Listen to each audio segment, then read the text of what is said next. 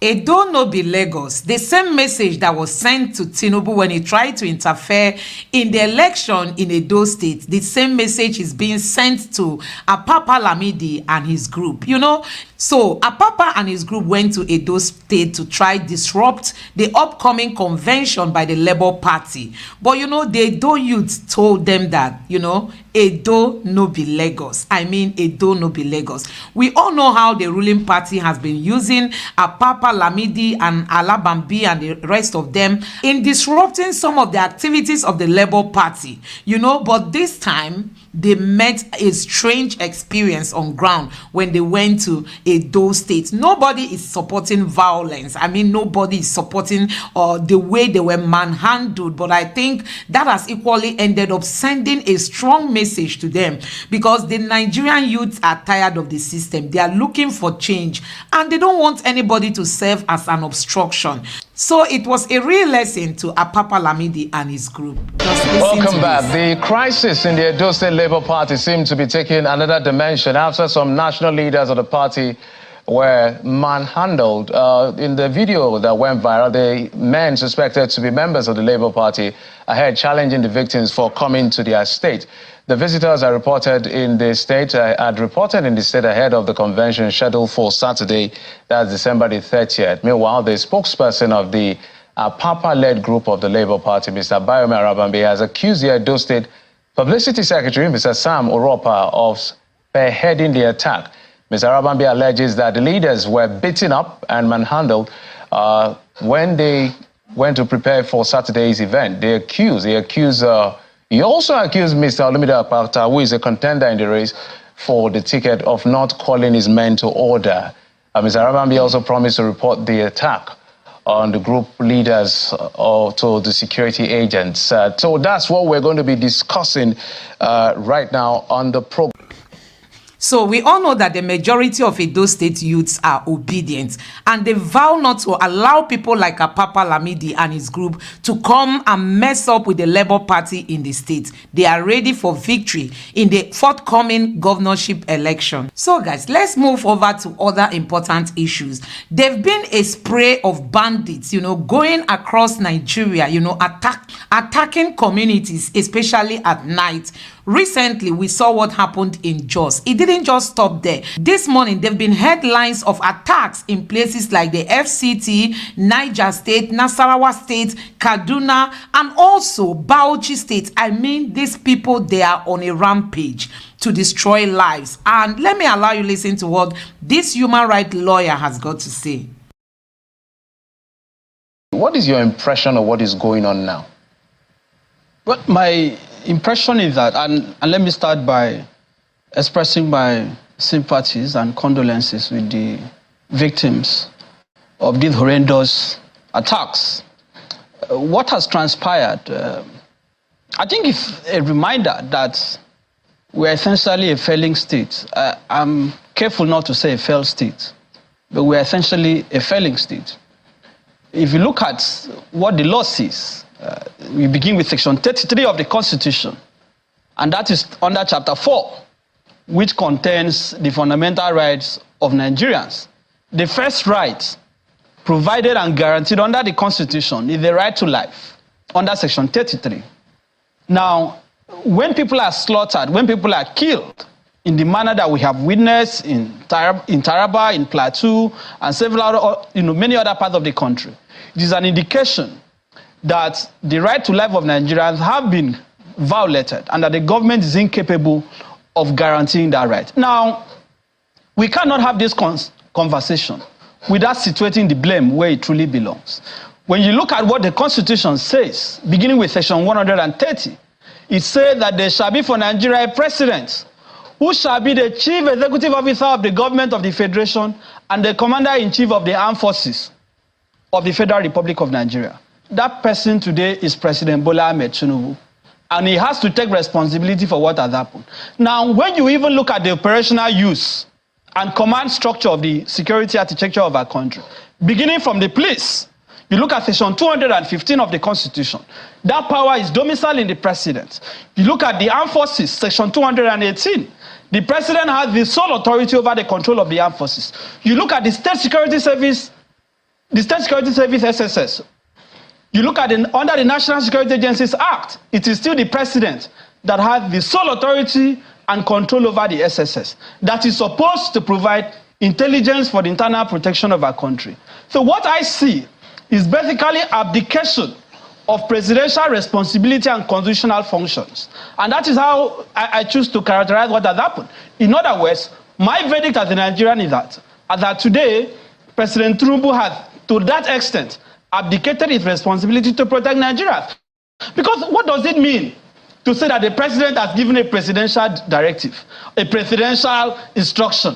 The IG has given directive. I mean, I was just reading the news while coming here, that the IG has gone to Plateau State. And he said he's, deploying tactical teams, intelligence team, whatever, to Plateau. What does that mean? We are now living in a country, and quite tragically, where the words of the president, the statements of the president and commander-in-chief are clearly and undoubtedly meaningless to Nigerians. Because if the president of a country is saying that this has to stop, and barely hours after he has said that, we see another attack. What the attackers are saying is that in their mind, in their state of mind, they do not recognize the authority of the president. So we have to stop excusing this. Can anybody tell us today that the entire architecture, the entire military infrastructure, the entire state security service headed by Bichi, the entire Nigeria police force headed by IGP Ebetuku is incapable of detecting these attacks, is incapable of responding expeditiously, that the military has no aircraft, the police has no helicopters, they could not have responded within minutes of the attack, when the military has confirmed that they received over 30 distress calls.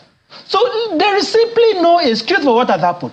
It is either the government is complicit in these killings, or the government is clearly incompetent. But whichever it is, if it is a case of incompetence, how come that nobody has been held accountable? How come that the IGP is still in office? How come that BT, the SSS Director General, is still in office? How come that the Chief of Army Staff is still in office? This is the tragedy of the Buhari years. That in 8 years, we saw a president that people were killed, no accountability, no punishment. Is Tinubu now towing that same pattern? Because if these attacks take place, over almost 200 Nigerians killed, almost 200, and you do not sack the IG, you do not relieve the service chiefs of their responsibility, you are simply saying you do not care, and the attacks will be repeated. So there has to be some form of accountability. People has to be penalized. I don't understand why we should have a conversation in 2024. I mean, we're about to enter 2024. I don't understand why I should be having a conversation in the 21st century on whether cattle should be allowed to move around freely. Because this conversation, this suggestion that these are headers from Niger, from wherever, from Chad or whatever, that, oh, they need to feed their cattle, they need to be allowed to move their cattle. Why should the life of one Nigerian be killed because of a cattle? It doesn't make sense. It has never made sense to me. So those who say that this is land grabbing cannot be dismissed, because there have been cases, there have been testimonies over time that when these invaders, these terrorists, invade communities, they will displace the indigenous people of those communities, they will now inhabit their lands, and they will even rename those communities. These issues have never been decisively tackled. And when you heard General Danjuma saying that the armed forces is not neutral, you begin to now ask, is this really the case? Because if the armed forces is neutral, we will not be having these attacks. So what I am saying is that we are getting to a point where there is now complete loss of faith in the government. The territorial integrity of the Nigerian state has been challenged. And people can say, oh, Nigeria is indivisible, Nigeria is indissoluble, Nigeria cannot be divided. But in reality, in practical terms, we are seeing the territory of our country being conquered by terrorists. We are hearing excuses that, oh, because of the terrain, that, oh, these areas cannot be policed, these areas, the security agencies cannot easily access it. So the government has basically ceded parts of our territory, of our country, to terrorists. That is what has happened. Because what other explanation do you have for it? And how come that these attackers will invade these communities, at the end of the day, they return to where they came from? Nobody stops them. And were there no checkpoints? How were they able to live? Where did they return to? And to compound the matter, we even see reports where before attack take place, these terrorists will even be so emboldened to send notice, pre-attack notice that we are coming. This attack that just happened on the eve of Christmas, there was a notice that they were going to come, I think, on the 29th. And truly they went, even though they said people were not killed. So what does this tell you? It tells you that these people, these terrorists, have some level of protection of the state. If the state is not protecting them, or if the state is not so weak to the point of bringing them to justice, they will not continue. But if truly these are foreigners, what does that speak about us as a country? That you have foreigners invade our country, kill Nigerians, and return to where they came from. Nobody stops them. And then you have people being buried, given mass burial, and the president has not even gone to condole with them. I'm seeing pictures of him with his family smiling. I don't have anything against his family celebrating, but why make a public show of it? At a time that almost 200 of your citizens are being buried. The president of a country has not gone to visit the victims. It's only the vice president who went. I'm not even sure if he interacted with the victim directly. But people are tired of condolences. People are tired of excuses. Nigerians want to see solution. President Tinubu must decide today that this attack must not happen again. No. And if it happens again, this is what the consequence will be. In terms of resignation, in terms of firing people. And if Tinubu comes to the conclusion that Nigerians, I promise you renewed hope, but unfortunately, I don't have any hope to give you. I cannot safeguard your life. The honorable thing is to resign. You cannot have citizens being slaughtered, and there is no consequence. Apply for firearms from the IG. Allow vigilantes within those communities to be armed in a regulated way to protect themselves. Under the Firearms Act, Nigerians have the right to hold licensed firearms. I'm challenging the governor of Plateau State. If you are truly serious, write to the IG today, write to the president, and to give arms to communities that are affected. Let the leaders of those communities rally youths, arm them with license of the government to protect themselves. That is the way out of this. And there is nothing complicated about protecting the life of citizens. As long as it's within the law. As long as it's within the law. All right. Thank you so much, Mr. Inibe Effiong, legal practitioner and public affairs analyst. Thank you so much for coming on the... So, guys, this all explains the level of insensitivity among our leaders. We have leaders who do not even care about the welfare of the citizens. You know, at the peak of these killings across Nigeria, you need to see the length of the convoy that was accompanying the president in Lagos. You know, the length, I mean, the number of vehicles